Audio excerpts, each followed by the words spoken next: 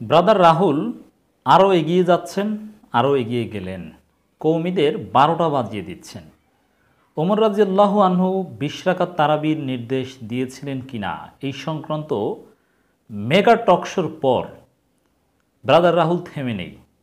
Talk show পরবর্তী যে অবস্থা আমরা পর্যবেক্ষণ করলাম তাতে ব্রাদার রাহুল বিজয়ের পর আবার বিজয় লাভ করছেন এবং আলী হাসান ওসামা এবং কৌমিদেরকে পরাজয়ের পর আবার পরাজিত করছেন এবং ইন্টারেস্টিংলি চরমোনাই এমন ভূমিকা পালন করছে যাতে ব্রাদার রাহুলের বিজয়কে স্বীকৃতি দেওয়া হচ্ছে, আলী হাসান ওসামার পরাজয়কে চরমোনাইপন্থী কৌমিরা আবার স্বীকৃতি দিচ্ছে। মজার বিষয় দর্শক, এজন্যই এটাকে চরমোনাইয়ের চমৎকার ভূমিকা হিসাবে আমি আখ্যায়িত করছি।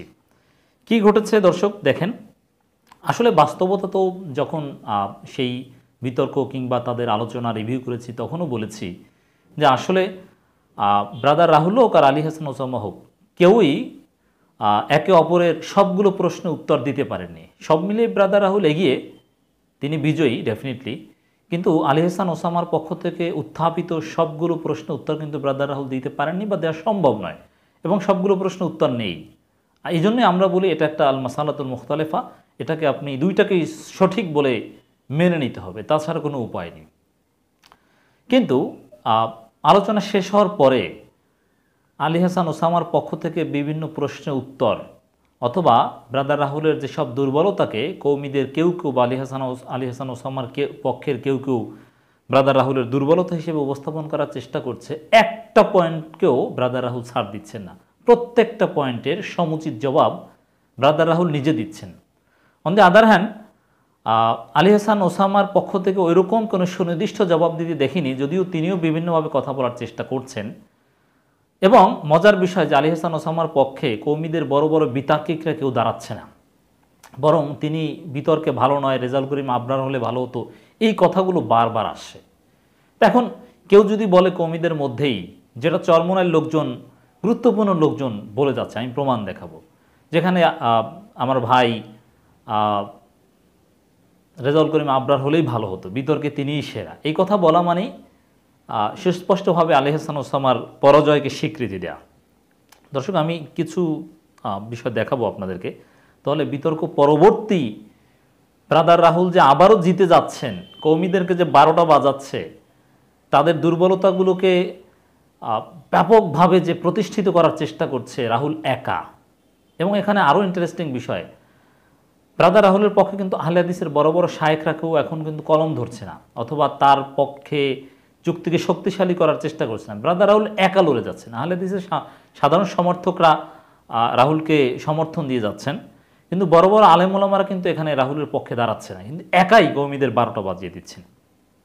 তো কৌমি হুজুররা আর কিছু পাচ্ছে না, এখন ব্রাদার রাহুল অমুক জায়গায় আরবিতে ভুল উচ্চারণ করছেন, অমুক জায়গায় জেরের জায়গা জবর বলেছেন, ইত্যাদি ইত্যাদি বলছেন। এটা আসলে বিতর্কের মৌলিক কোনো বিষয় না। এর মানে মৌলিক জায়গায় কৌমিদের ব্যর্থতার কারণে, আলী হাসান ওসামাদের ব্যর্থতার ফলে আর কোনো বিষয় না পেয়ে এখন কোন জায়গায় উচ্চারণ ভুল করেছে এই বিষয় টেনে এনেছে।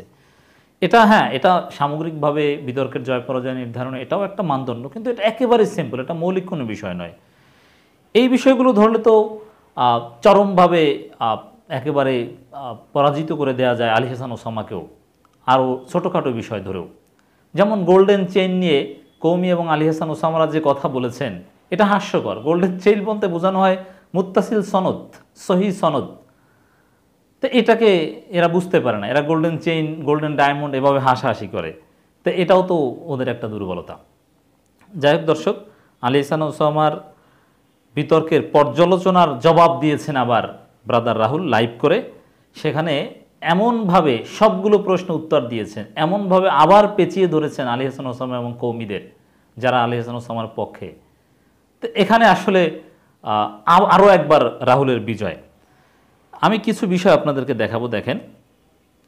এবং আলী হাসান ওসামা যেরকম মাঝে মাঝে খোঁচা দিয়েছেন রাহুলকে, তার ব্যক্তিগত যোগ্যতা নিয়ে প্রশ্ন তুলেছেন যে শাস্ত্রীয় জ্ঞান নেই, নানান এইসব কথাগুলো অযাচিত। শাস্ত্রীয় জ্ঞান নেই না আছে সেটা তো রাহুল প্রমাণ করে দিয়েছেন। আর তিনি যদি একেবারেই শাস্ত্রীয় জ্ঞান না থাকে তাহলে তার সাথে বসছেন কেন?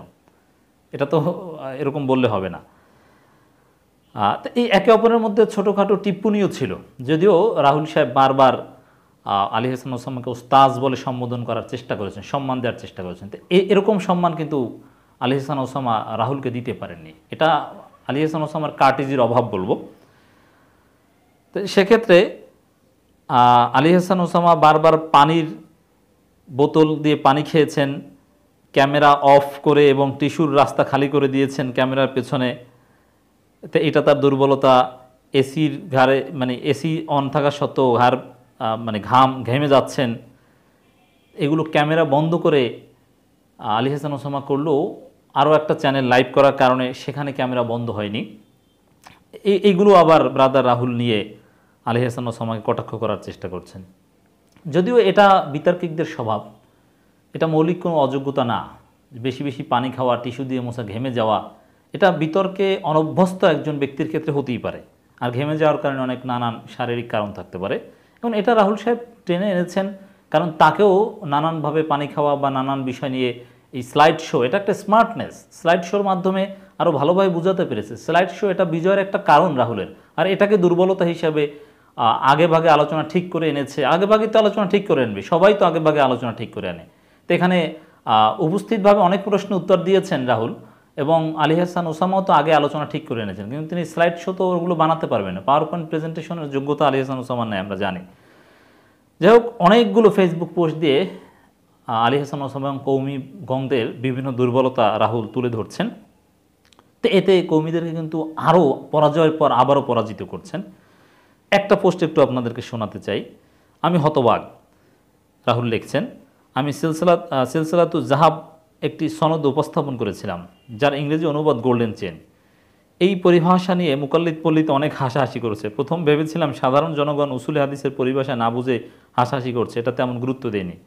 কিন্তু অবাক হলাম, আলী হাসান ওসামা তার ভিডিওতে দাবি করেছে সিলসিলাতু জাহাব এই পরিভাষা নাকি হাদিস শাস্ত্র নয়, এটা নাকি আমি বানিয়ে নিয়েছি। যাই হোক, এটার প্রমাণ দিয়েছেন, জবাব দিয়েছেন, একেবারে দাঁত ভাঙা জবাব রাহুল দিয়েছেন।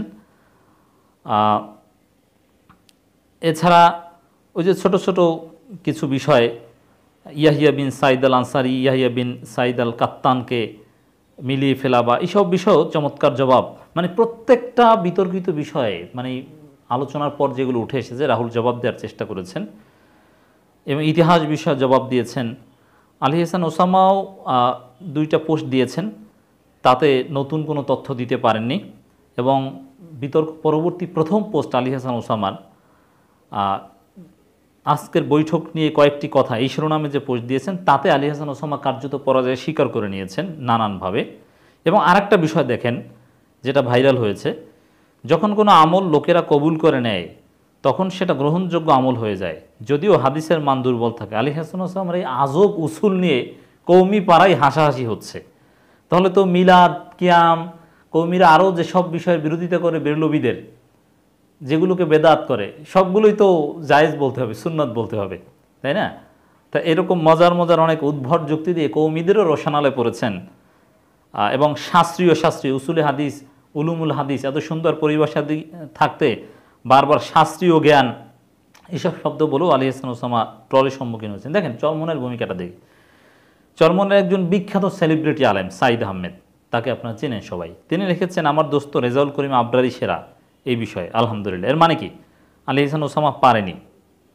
এবং আরেকজন কৌমি আলেমের আমিনুল ইসলাম কাশিমি মানেই, কাশিমি বলা হয় সাধারণত যারা দেওবন্দ ফারেক বা ওই সিলসিলার, তাদেরকে একেবারে পিওর কৌমি আলেম, একজন দেওবন্দি আলেম। তিনি লিখেছেন, ওয়াজ মাহফিল ওয়াজ করা এক জিনিস, আর এলমি বহাস মুবাহাসা ভিন্ন জিনিস। ওয়াজ করে অনেকেই কেল্লাফতে করতে পারে, কিন্তু এলমি বহাস মুবাহাসা সবাই করতে পারে না। আলী হাসান ওসামা সাহেব ভালো ওয়াজ করতে পারেন, কিন্তু ভালো ওয়াজ করতে পারেন এটা কোথায়? আমি দেখলাম না, তার ওয়াজের মধ্যে স্পেশালিটি কিছু দেখি না।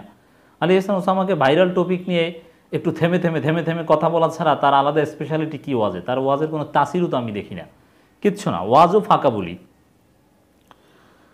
কিন্তু এলমি বহাস মুবাহাসা সবাই করতে পারে না। আলী হাসান ওসামা সাহেব ভালো ওয়াজ করতে পারেন, কিন্তু এলমি বহাস মুবাহাসার ক্ষেত্রে তিনি এখনও অপরিপক্ক। ডেবিট অনুষ্ঠানে তাকে সে ধরনের বহাসকারী মনে হয়নি। কথা বলার যে টিউন, তাতেই মনে হয়েছে যে তিনি দুর্বল। আলী হাসান সাহেব, যাকে ভালো কোনো বিজ্ঞ বহাসকারী আলেমের সংস্পর্শে থাকতে হবে, বহস করার জ্ঞান হাসিল করতে হবে, তারপরে তার এ ধরনের ডিবেটে অংশগ্রহণ করা উচিত। তো এটা দ্বারা এই বিখ্যাত কওমি আলেম কি বুঝালেন, যে আসলে আলী হাসান আসলামার যথেষ্ট দুর্বলতা ছিল, তিনি পরাজিত হয়েছেন। আর রাহুল সাহেবের দুর্বলতা ছিল, এটা কিন্তু আহলে হাদিসের পক্ষের লোকজন কেউ বলেনি যে এটা এইভাবে না বলে এইভাবে হলে ভালো হতো। সব সুযোগ রাহুল সাহেব ব্যবহার করেছেন। তবে দর্শক, আমরা দেখলাম এবং বুঝালাম যে কৌমিরা বিশেষ করে চরমোনাইয়ের ভূমিকার কারণে আনুষ্ঠানিকভাবে পরাজয় স্বীকৃতি পাচ্ছে আলী হাসান ওসামা সাহেব, এবং ডিবেট পরবর্তী নানান ফেসবুক পোস্ট, লাইভ আলোচনার মাধ্যমে ব্রাদার রাহুল সাহেব কৌমিদের 12টা বাজিয়ে আলী হাসান ওসামাকে পরাজয়ের পর আবারও পরাজিত করে যাচ্ছেন।